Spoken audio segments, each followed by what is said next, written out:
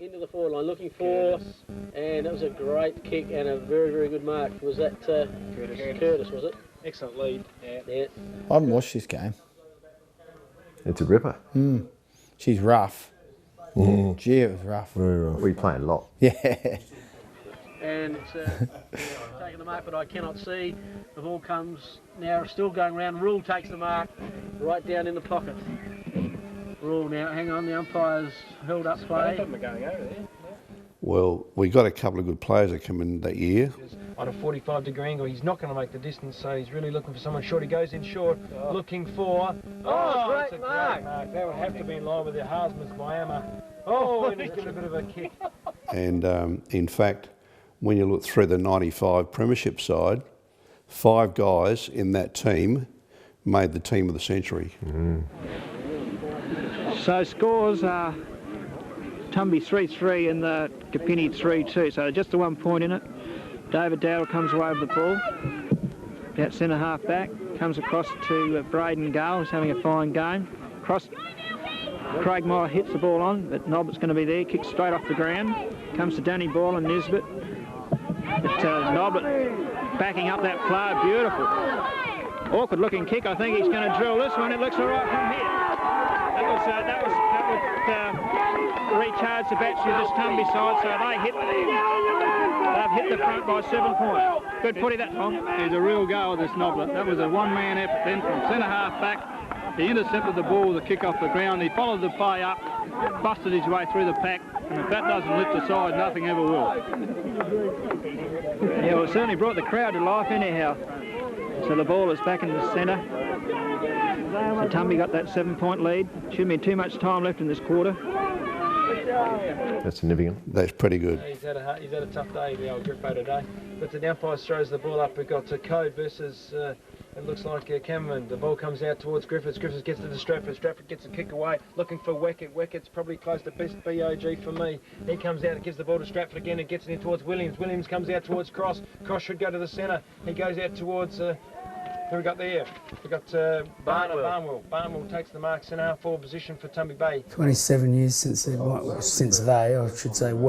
we'd won a flag that year. Yep. Not conducive to football in any sort of manner, but the ball comes in for Tumby Bay to the half back flank, and Weckett goes up, but the Lock boys take the ball off the hands, and it looks like it's going to be a scrimmage, and the umpire said, "It's mine, gents," and I'll have a bounce. Yes, it's the rain's pelting down out there at the moment. The sun up behind us, so...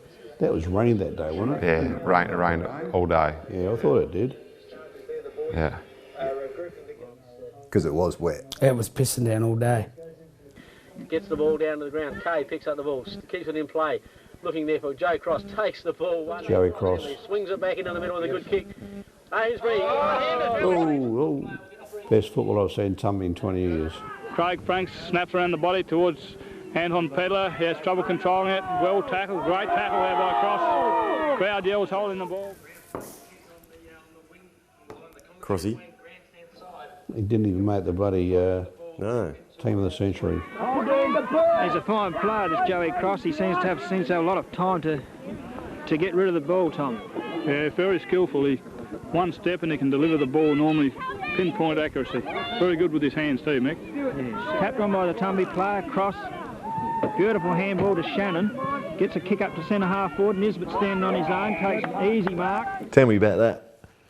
Well, I was the team manager in those days, and my job was to keep a record of all the marks and kicks and handballs that they had. So I had this pen that worked overtime because I had different colours. So, for example, for the kicks might have been blue and marks might have been black. No, I think it was for the quarters. So you changed colour each quarter, and that way you knew which colour. Oh, and you had different columns. Right, yeah. Yeah. So Joey, he was always over 30 possessions every time without fail. You could just count on he was going to get his 30 possessions, and as I said, he's the best footballer I've seen in Tumby Bay in my 20 years there. Again, Ainsbury go towards Cross. How he didn't make the team of the century is just beyond me. So I wasn't one of the selectors. No, he would have been there. He would have been there. He would have been there. One of the first I would have. Where would you have put him?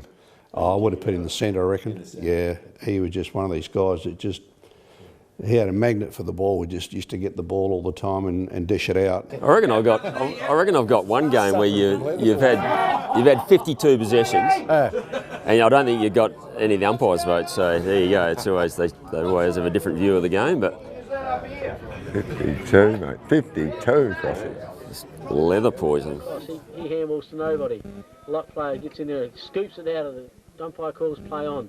Kay handballs out to Hallion. Hallion on the left foot, a little short ball. Joe Cross chips in front beautifully. Gets the ball back in there. Smooth. Smooth. Beautiful kick.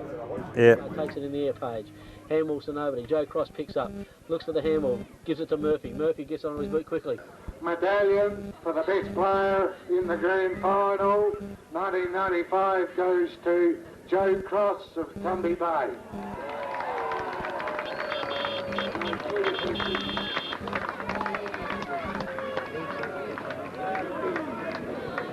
Congratulations, Crossy. Well done. Thanks very much. It's a bit hard to talk at this stage. This belongs to 21 other guys, not just me. Fantastic. They're the best bunch of guys, you don't forget now. It's very hard to put words to this, but I had to get a kick today because my old man's the first time he's seen me for 13 years, so it was worth it. Congrats, bad luck to Lock. That was a fantastic game. They're a good bunch of blokes and well fought out, but geez, it feels good to win. Thanks very much. Thanks, Joe. We nicknamed him Norm after that. Did you? Norm Smith medal. Mark Loudon to my right, Michael Noblett to the left, and Joe Cross.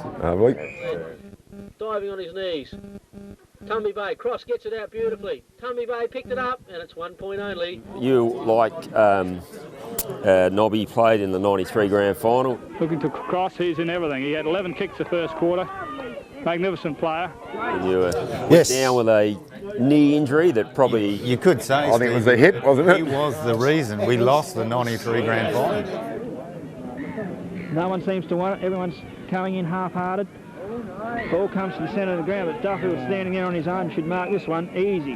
Bad news for Tumby here. Cross has gone down with looks like a leg injury. Made a hell of a difference to the final score, which was only a goal, 8 points, something like that. So that probably cost Tumby that game. But you know, redemption is sweet, and so wasn't against the opposition of 93, but against Lock, who were a very good team in the 95 grand final. And to get the chocolates that day, you must have thought, well, after 93, will I ever, play in a grand final, win a grand final, and to not only win 95, but also be a major contributor to that win would have been pretty awesome, Joe. It was a very good side, Stephen. We had leaders on every line, which is very rare in country footy and very ordinary day, but the boys dug very deep and luckily got the chocolates. Yep. And just a very classy footballer. So.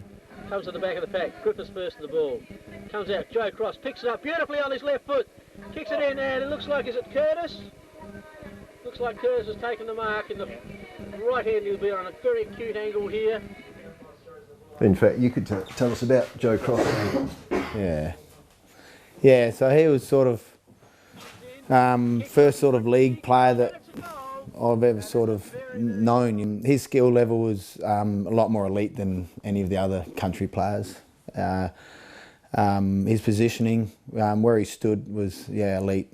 It's Cross. Joe Cross brings the ball around on his right foot, looking in the centre again. Good space kick if Tumby can get. Oh, it comes to Murphy. Murphy gets the handball out to Noblett. Noblett on the right foot. Wobbles one up to centre half forward. Tumby Bay, player leading in the race to the ball, is Girardi. Girardi picks it up. He's got the gloves on. Trips over.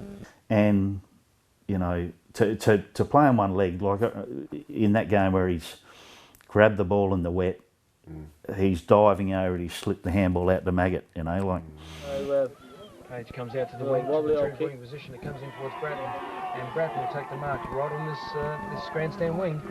There's a lot of support for the Tumby Bay, but Bratton comes in. He goes in long, looking to the half-forward flank, looking for and trying to find Weckett, but the ball comes off the back of the pack. The lock player picks up, he tries to get a kick around, but there's a new player in Tumby Bay. Oh, gets a high tackle on the lock player, but Cross picks up the ball. He's tackled once, he's tackled twice. He gets the ball off towards Curtis. Curtis goes in long, and he's kicked a goal, and that could be the Cummins punt specialist goal of the day so far. A great build-up by the Tumby Bay Footy Club and takes them at 4 goals, 7-31 to lock 1 goal, 3-9 on the Woolwest Port Lincoln scoreboard. Again, Joe Cross showed his class, kept his body over the ball, took the bodies coming at him, did it very, very well, got the ball on to Curtis, and the best finish we've seen all day. That was brilliant. Balanced there, beauty, and the lock player was coming at him at 100 miles out, straight at him, so he did it very, very well, and that was the best bit of footy we've seen in this game so far. Tumby did it well and worked a good goal, and that's a real important goal for Tumby. Young maggot. Put that down for the Cummins punt specialist goal of the day so far. He's 17 years team manager, Steve Girardi, wasn't he? Wow. 17? Yeah, it's a long time. He was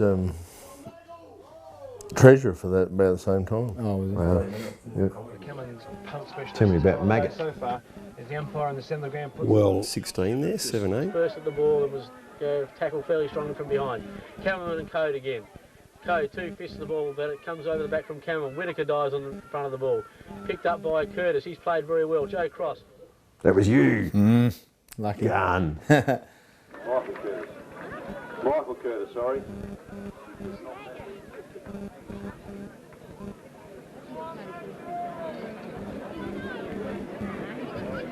Yeah, and a good mixture of young and old. Like Oh, absolutely. young emerging Michael Curtis. Yep. And then the other. He played a ripper. Yeah. Yep, he did play a Yeah, ripper. speak to his mum and dad. He was more than just a ripper. He was Yep. best on ground. Oh, yeah. Get reminded. And Michael himself. Yeah, you only get reminded of that Every Christmas. Every year when you see Every him. Christmas. every week or so. Yeah. And we've got Code out at, and he comes in there, Battalion comes in. Barnwell. Takes the ball off to Curtis. Curtis goes in long. Tumby were regarded as like March champions. They were always strong early, but then would fade. And yeah, we didn't that year. Number 13, Guy Barnwell. In fact, we only lost one game for the year. Which Round was one, to... that was to Lock. Right. Go on. Round one, we beat Kapini pretty easily. Round two, we lost to Lock Number 13, Guy Barnwell. by a few goals at Tumby. Round three, we had a draw against Yolana at Karku. Number 18, Mark Loudon. Peeled off the next 13 in a row. Wow. It's funny because I was watching the 91 and the 93 losses, and then watched the 95. It just seems that like when they have got control of the footy, though, they are using it and a bit better than what they were about probably about 10 minutes ago. Yeah, once the rain stopped, they're trying to open the game up. But it's the back line there from Tumby Bay holding up well. They certainly are. The Tumby Bay in the Cross and the Whittakers and the Curtises are really getting back into the game and fast starting to show out there. They certainly are. Well, Tumby Bay went into this game as firm favourites, and at three-quarter time, Tumby Bay leads 7 goal 12, 54 to Lock, 4 goal 3, 27 on the Woolwest Port Lincoln scoreboard. You know, you could see it 91, 93, every time it kicked out of defence, no targets. Yeah. And the 95 one, every kick, bang, hit a target, and that's, you know, that's half the game. Isn't it? Footy. Yep. Good footy. Anyway, the Lock players with Ainsbury goes up, comes over to the back of the pack. Noblett sockers the ball forward. It looks like Joe Cross there to me, the way he played the ball. Picks it up beautifully. Handballs on to Bratton. Bratton gets onto his left foot, looking up there for Weckett. Girardi and Weckett crash into each other. That's hurt. That's Girardi. That hurt him. Definitely didn't do much good for him. The Lock player sockers the ball off the ground here. Miller keeps it in play. Looks short. And the Lock player now, he keeps it in as well. Murphy sockers off the ground. Picked up by Franks. Gets himself into trouble. Gets out of it nicely. On to Stratford. Stratford on to Franks, onto his left foot, right in front of us here. And Higgins. There was a few recruits. I mean, might have got lucky. You had the likes of, Bull Ainsbury, Pete Williams, Lincoln Nobby coming back into the team. Craig Weckett just starting the town like a Max Bratton. Max Bratton. The list Barney. The thing was, as a country footballer, like I never travelled out of Tumby till after that. Because you have guys like, you know, Nobby Joe and Bullet and all that come in that are experienced players that have played sort of at a higher level. Yep. And they taught everyone. It was like how good they put you under the umbrella and pulled you in and taught you sort of a lot more about the game. Yeah. Which helped. I mean, fucking hell. Also added to that. How everyone gelled. Yeah.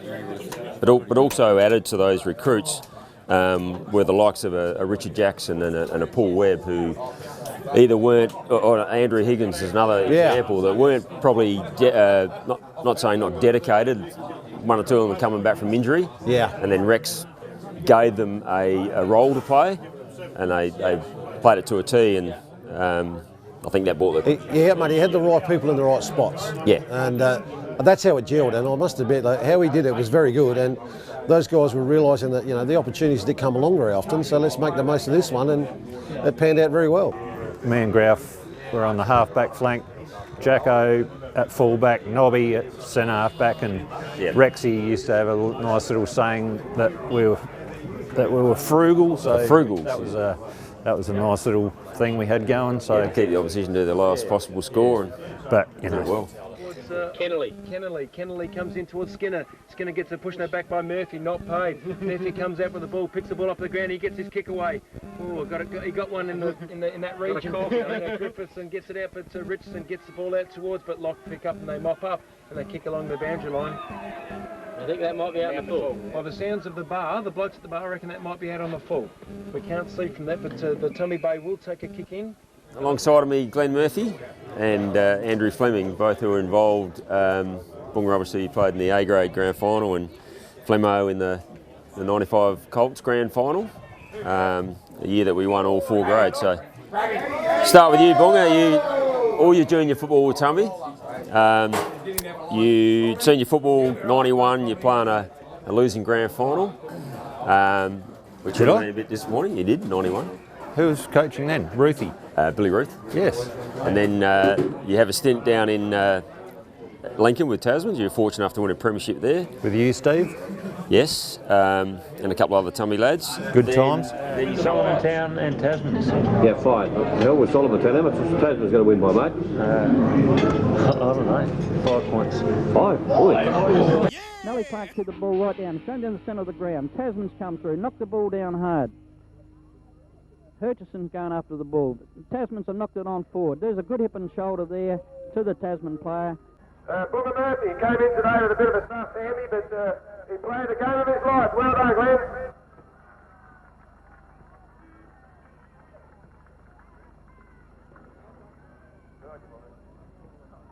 Glenn. Then you come back. You play in the 93 grand final. No, you didn't, because you stayed with Tasmans for another year. Yes, I did.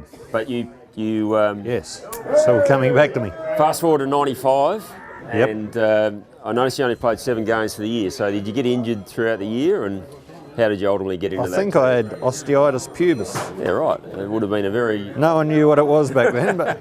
It's called a groin, wasn't it? Yeah. Well, that's what I thought it was, but a bit of overuse. Behind the lock play. Takes it away now, though. That's Baldock. Baldock on his left foot, but kicks it straight, and Murphy takes the mark. You were known as, I think, Rex named the back 6, or at least 4, as the Frugals. So Frugals. It's pretty hard to get anything past Jacko, I think. Yeah, Jacko at fullback. He was the president of the Frugals, and a very tough man there at fullback. I remember, I don't know if it was the grand final, but the leading up to the grand final, that he was a tough bastard. Tough. I remember going in trying to get the ball off him, he ended up hitting me. Jacko would always kick out at full back, and we'd work out a few little manoeuvres where we'd just make out we're meandering off into the centre or something, then it'd just take off when no one's out on the flanks, and he'd lace out. So here he is, the man himself. This is Richard Jackson himself. And he also used to love getting the ball at full back and just charging through, and if anyone was coming towards him, he would deliberately run towards them, so they had to tackle him, and he would just lay them out. Like a steam train. Trail of destruction as he would run down. But you always felt good playing with Jacko and Nobby. It was just, you felt safe, and yeah, me and Grouf were bits of princesses. We didn't like fighting much, but we had lots of protection. You were the distributors. You're the guys that had the flair and could deliver the ball upfield, and they did the grunt work. Yeah, well, we did have a tough side, so that back then. You had a good mixture. I think there's Foster gets the kick away and it goes up towards the half-forward position 4, and then Noblett and Hallian. Noblett's got the free kick. Hallian hanging on to Noblett. Noblett gets the kick. This will be a funny kick. It's Murphy. Actually, Murphy comes out towards the wing position, and it comes in towards Code, and Code marks right in front of his face. It's a nice mark. He comes out. He can see Webb at centre half forward. Webb's 15 metres clear. Yeah, it's the old Webb stuff. Yes. Go, boys! Go! Go, you! Yeah! Ah, touched. We're right, Derek. Yep, you're right. Yeah. Just at the start of the second half here, Tumby versus Lock at the Tumby Bay Oval, and I'm joined by Paul Webb, who was part of that 95 premiership side. Webby, fast forward a bit to I mean, you obviously have a pretty good career. I think you started probably 84, 83, 84, around that timeline. So it's almost a good 10, 11 years before, you're probably thinking to yourself, oh shit, I'm never going to, let alone play in a grand final, actually win. 94, I see that you played probably no games. Is that when you did your knee? Yeah. So you missed most of 94? 94, and then come back 95. 95, about mid-season? Yeah, I was probably, shit, I can't even remember now, but yes, but just before mid. Yep. And then played, I think, maybe the last half dozen games. Yeah. I don't think your selection was any doubt. You'd already entrenched yourself in that team coming into the finals. But the same thing, you're never entrenched because I bloody still shit myself until Rex said you're in. Yeah, so he made you sweat for it. He waited till the last. Made that bloody, that hunger. Yeah. Because we had a bloody, obviously because the B grade was so strong too. There's a lot of put pressure, and that's why I think it gave us that the belief that we could do it because we're bloody, had that pressure from below. Yep. And that's the way you got to have that. From the players, you haven't got your spot. Even in the finals, you can. It's not guaranteed. So one stuff up, you can be out. So roll on the finals, and I do remember you were high on the best players in that second semi-final, very convincing win against Lock. I think that was out at Karku.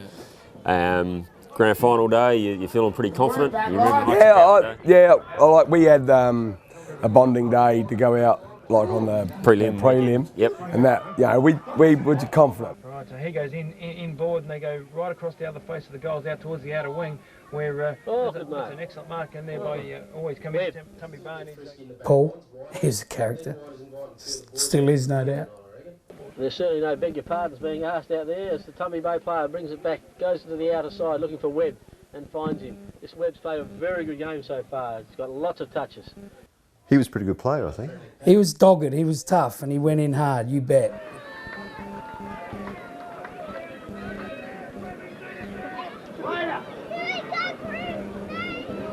Yeah, Paul, yeah. Not a match winner, but he was good. He was good value. Yeah. In the grand final, there was a bit of a dust-up right in front of the coach's box. Yes. Webby landed at least one or two on someone's chin. One or two, A great bloke. And this gentleman here in Webb broke his nose. Webb is not very happy at all. This is on. Well, this is on and here, and this right in front of the coaching team. They've come from everywhere. There's some haymakers going here. This is not good for Great Flinders footy. And it's on here in front of us. She's an all-in, mate. She's going again. This is all in here.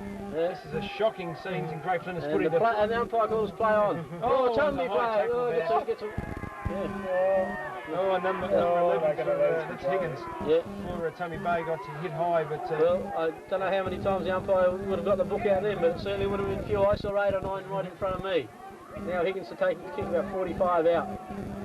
There's definitely tough stuff out there, and he goes in towards Code by the looks of it. Yeah, good tackle. Okay, Bulldog gets the ball, he gives it out to Curtis goes to the back, he's did it well. Worry there, and he gets a hand pass there. He really should have kicked that. Definitely. Rules down there too in the back lines, but it is Page. Page comes through, and it's Rex Whittaker goes to the bottom of the pack, and the umpire's called for a bounce, and probably a little bit of control And here we go. The umpire's taking this.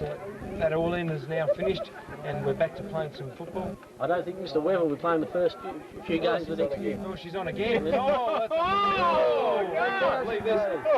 This is all on again in here, but Noblett getting a... what's the fight for you? What's the footy? Anyway, Nobby, you first come to Tumby in '93. You were sort of travelling around, having a bit of a look around, and lobbed in Tumby, and unfortunately played in a losing grand final, '93. Yeah, that hurt. That hurt, mate. Tom Phelps was the captain coach that year, who was a Kapini player, a former Kapini player, playing against his old team, and you fell short by about 8 points, so that would have been very disappointing. It was, yeah. Lost that one. Hurt a bit, mate. It hurt. Yep. Yeah, great bunch of blokes out there, but just couldn't quite crack it that year. Yeah. Roll forward to '95, you find your way back to Tumby, and you know, you're the top dogs all year. I think you had one loss against Lock, who you ultimately play in the grand final, and a drawn game against Chalana. So going in after beating Lock in the second semi pretty convincingly, you would have been fairly confident, or quietly confident? Quietly confident, yeah, quietly confident. But yeah, most of the boys knew they could do it. Yeah, tough game in the wet, as you say. But yeah, it was great to win it. Yeah. It's been taken away by Lock, and they head to the centre forward position. That's Thompson. Thompson. Well, no, Noblett's come away with the ball now. He goes through the centre of the field. Number 12, Michael Noblett.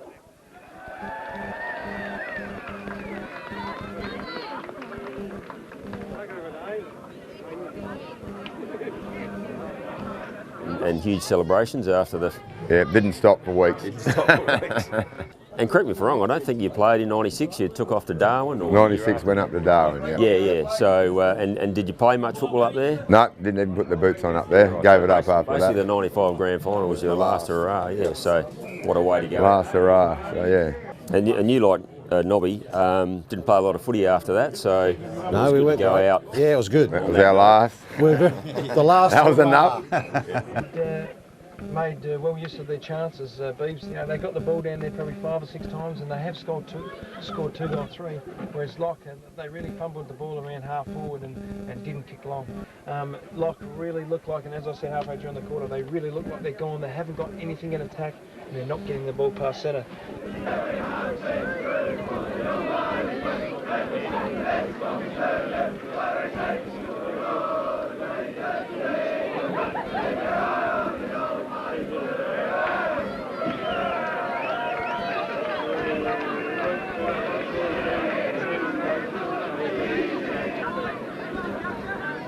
Number 18, Mark Loudon.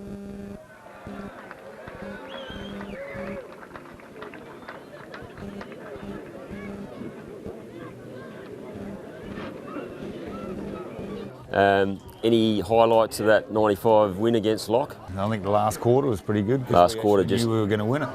Yeah, for sure. So yeah, we could sort of relax. Your job that day, I think you might have, not sure what your matchup was, maybe Darren Rule. Holding up the back pocket. Back pocket. Was he really? Yeah, back pocket, Louder. I played on Ruley in '99 as well. Oh, did you really? When he played for Ramblers, yeah. Oh, okay. Because Ruley's a star for Ramblers, played Mulbarane, GP, North Adelaide. So that would have been a pretty tough matchup. Takes the play clear, centre half forward. Foster takes it nicely, comes round onto the right foot.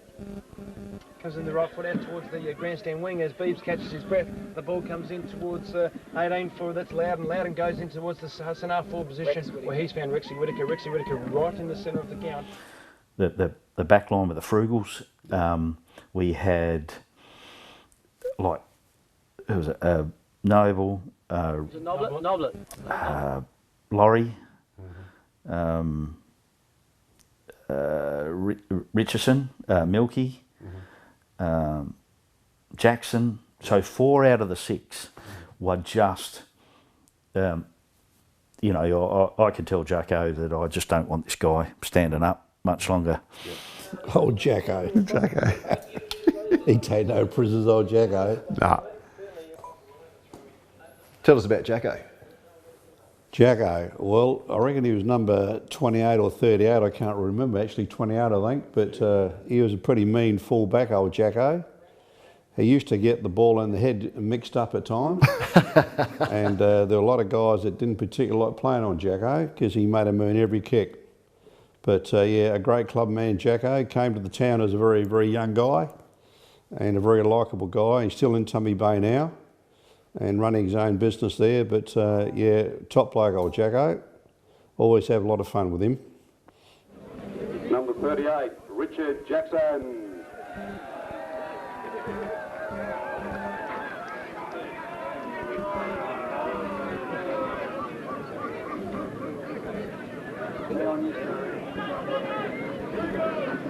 And ladies and gentlemen, number 44, Steve Girardi, team manager.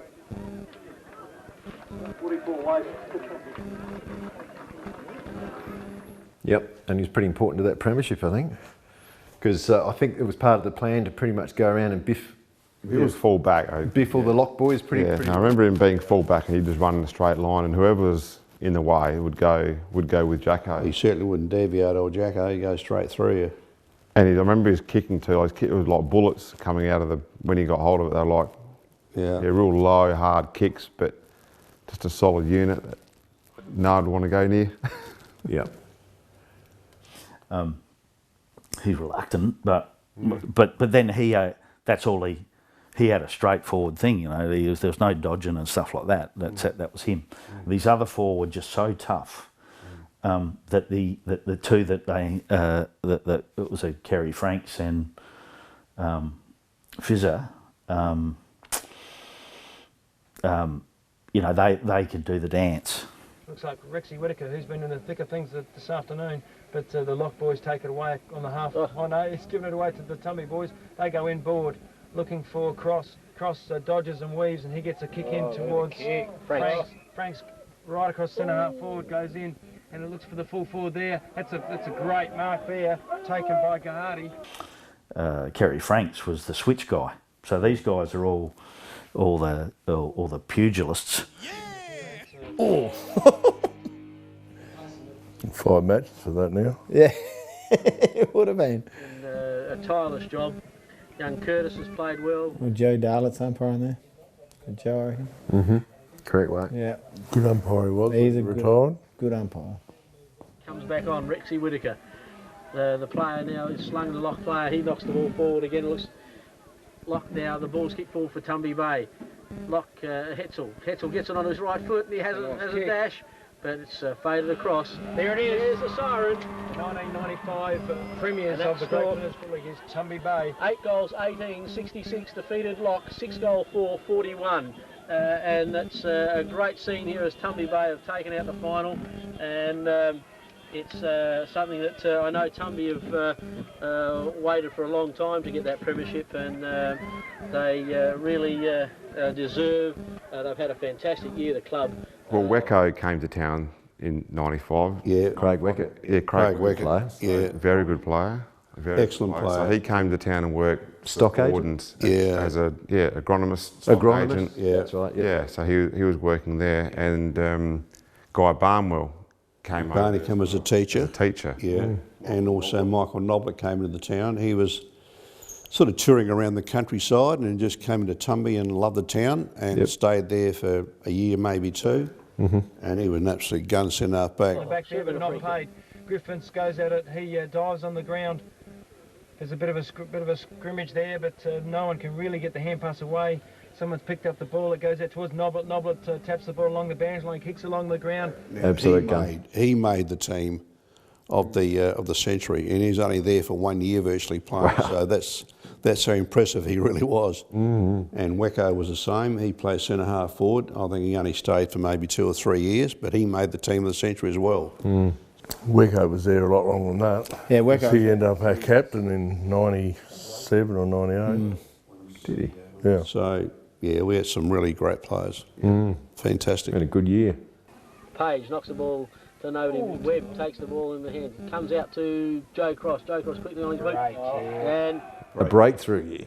Well, when you see 4 teams of the whole club.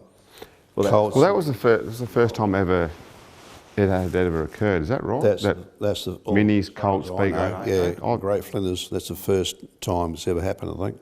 I'm pretty sure that's the way it is. Yeah. And also very lucky as a club that we're celebrating actually 4 grand final wins today, with the A grade, the B grade, the Senior Colts and the Minis all winning that year. You're lucky. We were pretty dominant all year that year, and we went into the grand final sure favourites, and we always felt like I think we were going to win. Yep. Colts. The umpires for today are Grant Beard from Lock and Ken Carr from Kapini. Had a few showers here this morning, so it'll be a bit slippery for a start, and all the boys are pretty keen. And John Southern, number 2, is a bit unlucky. He hurt his knee in the first semi-finals. McCullum tried to kick it off the ground and missed it. Ball's blocked up here, but McCullum now comes out with the ball. In front is Fleming. Good strong mark on the body. And won comfortably. So I think it was my first year in the Senior Colts, and yeah, it was just a really good day. Yeah, I've watched the video of that game. He had some absolute stars in that team. He had Clint Girardi, who went on to bigger, better things, but he was just a focal point up forward. Strong grab, kicked a lot of goals that season, and had a good game in the grand final. He had like a Mickey McCullum, who was just dominating in the centre. I think he had over 40 touches. You know, he had I think Gus Elliott. You know, quite a pretty strong team, and it was no surprise that you won that grand final. Yeah, it's fairly even spread, but I mean, yeah, Clint Girardi was obviously the vocal point up forward and very, very good footballer. And Mick McCullum just dominated. He was hard as nuts, Mick, and just run all day and rack up possessions, and yeah, he was awesome. Other guys like Ryan Prime probably played their best. I can remember him playing a very, very good game as well, off a half-back flank. And I reckon Geordie Holiday might have been another good player. Geordie Holiday got a bit of it as well, yeah. So it was a real even spread. And yeah, well, I think we were well drilled as Senior Colts too. Bobby was a good coach. Great coach. Yeah, really good coach. Did he teach you to handle over his head? He taught us to handle over our heads. Yep. And you know, overall the day was magnificent. And undefeated, weren't you? Yeah, I think we were that year.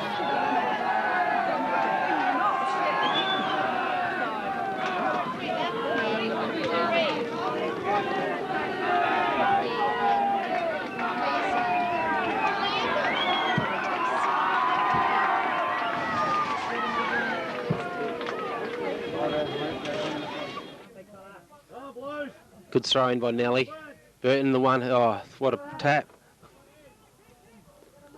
Shannon's got the ball. There's a lot of pressure from the Ramblers around the pack there. Dunn hesitates.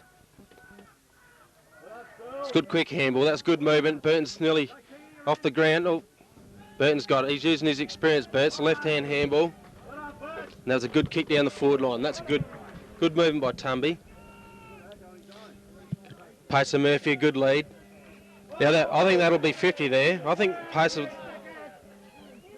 We need to calm things down a bit, fellas. Pacer needs to kick this goal and then get on with it.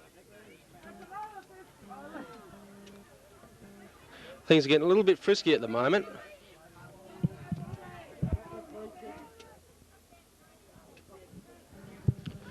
And Pacer Murphy kicked the goal. Yeah. That's what I remember. It was so significant back then because it was. All four teams won. All the grades won. Yeah. Wasn't a real good bounce, but they both had a chance. Laurie's in there.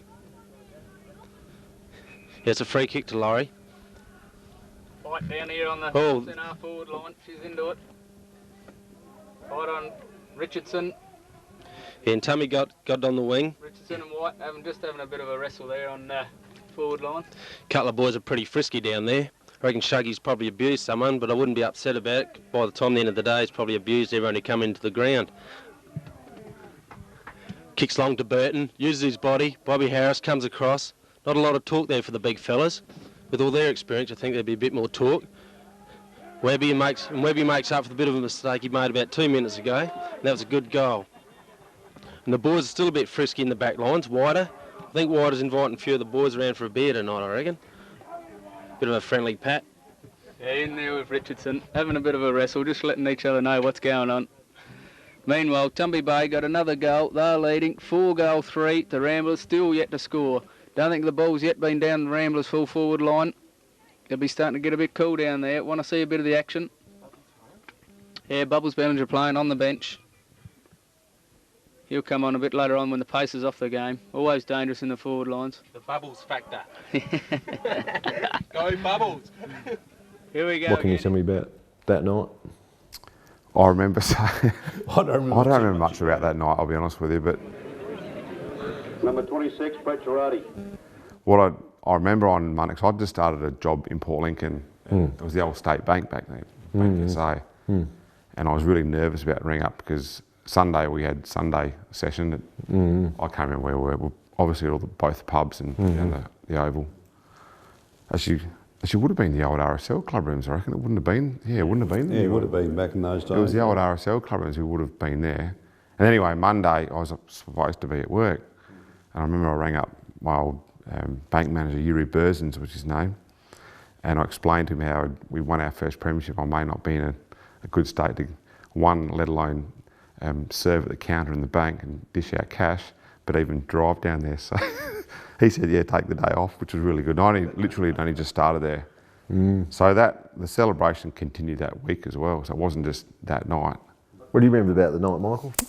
Not much, to tell you the truth. I was 17, I reckon. So I went, like I was saying. So you weren't drinking?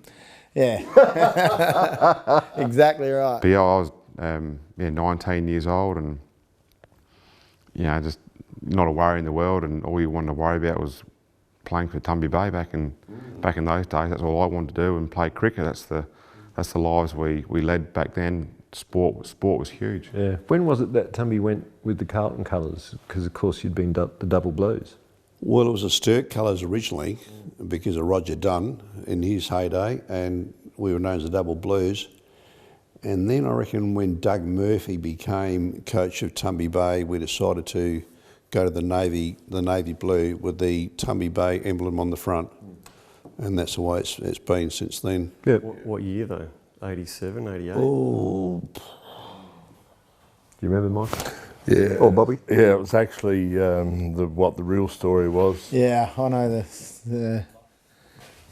Tell us the real story. The real story is I was actually wasn't playing for Tumby at the time, and I used to do part-time at the Seabreeze Hotel, which Dean Lodge owned that, and Dean was a Carlton supporter, and so was I, and he said we changed in the colours. The brewery and the Seabreeze went shares in the getting new Guernseys, and he said we're going to Carlton colours. Do you want to come back?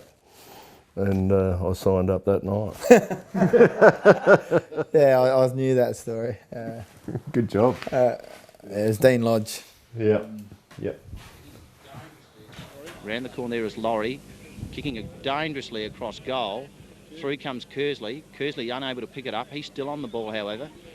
Slips over at the crucial time. Ball comes out from Fidge. Ian Creeper back in again. Franklin gets the handball out to Cave. Through to Fidge. So that's 89, this one? Oh, Butts, David Butler. That was the first year, I think, 89, wasn't it? Correct way. All the colours, yeah, that's the year I came back, yeah. Yeah. So this is the oldest footage of the jumper. Yeah, right. It's the oldest. We've had this jumper the longest in history, like the Tumby Bay. It's been the oldest. Because you had red and white. Yeah, red and white, and when we had the red and white, that actually didn't stay red and white because when they washed the Guernseys, they washed them in, probably back then they used a copper, and they washed them in too hot a water and went pink. And the white went a bit pink, so they didn't have the money to buy a new set for a while, so I think they played with that for 12 months before they got another set. Yeah, Tasman's had the same thing. Yeah, right. Pace gets away, hands off cleverly to Butler. Butler, right foot snap. That's good football. We drank Henskys. Henskys. The B graders. Yep. What, red? Yeah, because I bought a couple of cartons years before of Mount Eddleston and that for $20 a bottle. So I think they're about 400 now. So. Yeah. But you don't keep good wine. You drink so you lived it up. That's great. Was that year that they got Tommy Hafey to come over? Was that 95? Tommy Hafey came over and took us for training one night. Now I can't remember if that was when... It was all about we're making this proper charge for the grand final and for the flag. Mhm. And I reckon they got Tommy Hafey to come over, and he took a training. He did. Yeah, And he did gave too, yeah. motivational speeches about. I remember as a young kid, like you're 15 years old. That would have been pretty 16 years awesome. old. Yeah, it was unbelievable. I can't remember if it was Rex or was it Tony Higgins. But he's talking about what are you prepared to do on the field? Are you prepared to die? You're like, well, fucking hell, 15, 16-year-old kid. Probably not just yet. But you thought about it, you're like, whoa. It's a bit over the top and it die for the... Is that what you need to do? Like, well, that's what Tommy Hafey would have done. Yeah. Strong as an ox he was. Yeah. Cracked me up. Fit. Wore a shirt 2 sizes too small. Just went over his arms. And I remember Tommy Hafey came out of training and it was the middle of winter and he's in a T-shirt. You know, he used to wear those Adidas T-shirts. Only. Yeah, and that's all. And then we went back to the club. Would you like a beer, Tom? Cup of tea, thank you. He had a cup of tea, we're all drinking beer. We couldn't believe it. So even in those days, he still wasn't drinking alcohol. Wow. Yeah, unbelievable. Yeah, cup of tea. but he was doing like 1,000 sit-ups a day or something. Yeah. He was a little nugget. He would have been, what, 60 at the time? Yeah, no. Which is inspiration. Yeah. Oh, it is, yeah. That's the new player there is just Stratford. Stratford can't take it. Bulldog can. Kicks it clear, but straight down Ainsbury's throat. Ainsbury takes Big bullet Ainsbury. Big bullet. He was a man mountain. here at Cummins Oval. The umpire bounces the ball. Ruckman go at it again. Easily won by Code. He gets his own tap back again. Brown gets the ball out there looking for Whittaker. Whittaker can't take it. The Tumby Bay player goes Bulldog under the ball. Can't take the mark. Oh, Ainsbury did it beautifully. Just one of the biggest guys probably ever to get on the field in the Great Flinders, I reckon. I know Cody was a big guy, but Bullet was just massive. His upper body was huge, and he could dominate whether it was they were resting him down forward. I remember he'd generally be rested down the forward lines, and he could stand there and just pluck it. If not, he'd go into the ruck and go on the ball. So him and Cody, no one could get anywhere near him. Deep in the back pocket for Lock. He goes up towards the half-back flank, the pack forwards, but underneath it, the big man Ainsbury has taken a fantastic mark on the half-forward flank, probably 50 metres out on a 45-degree angle. So Ainsbury, he'll have to go short. How good was he? He was very, very influential. He was, Nice kick too, and he was a man mountain, and he knew what to do. He wasn't flashy, but he did the business. He was good. Strong. Kicked a long way, yep. Young tries to pick the ball off of the ground. Bratton off, Stratford on. Okay, just as we're going out, there's going to be a little bit of an altercation out there between what looks like Ainsbury and someone else, one of the Lock blokes. But Back in the day, just had the ability to dominate the centre square. Then, like I said, when they're resting down forward, just take clunkers. Scotty, I mean, they should have sealed the game up. Thompson brings the ball in, down the centre of the ground. Oh, good mark there by Ainsbury. He's just about got the best player for mine. He's done a great job. Now, Bullet was a brother-in-law to Clarkey. Yes. Wasn't he? Yes. Now, what was Clarkey's first name? Bob. Bob Clark. So, Bob Clark was married to Bullet's sister, and Bullet was in either Port Augusta or Whyalla. I think he was in Whyalla. Whyalla. It was Whyalla. He was in tyres, wasn't he? Yeah, he was in tyres in Whyalla. Yeah. Come down there, worked in tyres down at Borden's there. And I don't know what happened up there. I think he's just looking a bit of a sea change. He moved to Tumby because his girlfriend was there, which was Cody's sister. Right. Rachel, I think her first name was. And he was a gun. You know, he was a really big bloke and could take a big mark. Wow. So, yeah, he ended up playing in our premiership side as well. There he is there. So, yeah. And ended up marrying a girl in Tumby Bay, a Code. So that would be Cody's sister. Rachel Code. Yep. And he's still in Tumby now. So it worked out well. He made a life for himself in Tumby Bay, yep. how old's Bubbles? 36, isn't he? I think he's still going, isn't he?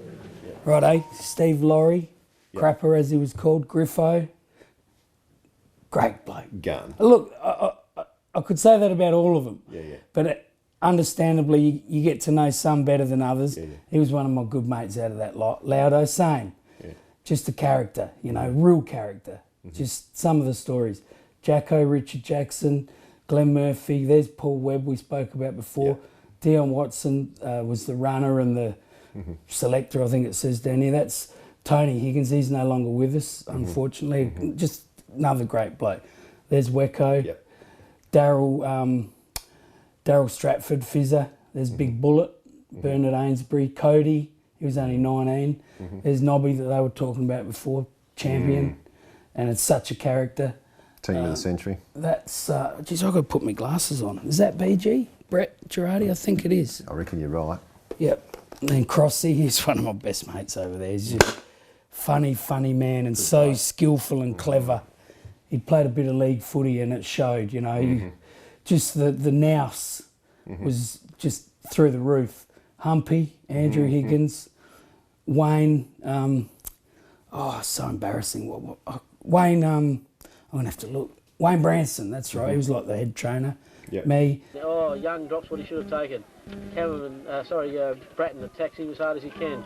Barnwell tackles him as well. He's been a good player too, Barnwell and Bratton. Both players have been hard at the ball all day. And they hold up the play and did it very well in keeping the ball in the area for the Tumby Bay. 24.5-minute mark of this final quarter as Barnwell gets off the ground. Maggot or Michael Curtis. Yeah, Gun. Played 150-odd league games. Played in Sturt's 2002 grand final. Rexy, champion. Loved the bloke. And like you said, he hardened up the side. Not that I could compare to previous years, but just based on what everyone was saying, one of the best coaches I ever had, maybe the best. Grouf, Kerry Franks, another great mate of mine who played in the Rovers Cricket Premiership and just such a funny bastard. Milky as well, this guy. He set his ball bag hair on fire in the pub 2 days after the Premiership. Kalichi virus was the phrase. Just nuts, literally. And Pete Williams, Willow, he's a great guy as well. And Tommy Tierney, you've probably heard of Tom. He's Tumby Tom. Legend, yeah. Fishing guru. And, you know, I think people like Tony Lockett maybe and other very famous people have gone to Tumby and he's taken them out on his boat. To talk fish, Yeah, and catch a few. Great guy. He loved his footy just as much, I think. Absolutely. I mean, apparently he played, he played, that year I think he played a couple of B grade games and he was about 50 at the time. Yeah, just a great guy. Just the memories are priceless. And thank you, Stevie, for all the work you've done for these reunions because the information that you've gathered has been unbelievable and it's really good to look at. It's fun to do, Joe. It is really good. Certainly don't do it under sufferance. It's a labour of love, so well done, lads. Yeah, thanks, Steve. No worries. That's a wrap, Derek. I'll tell you about my prostate exam.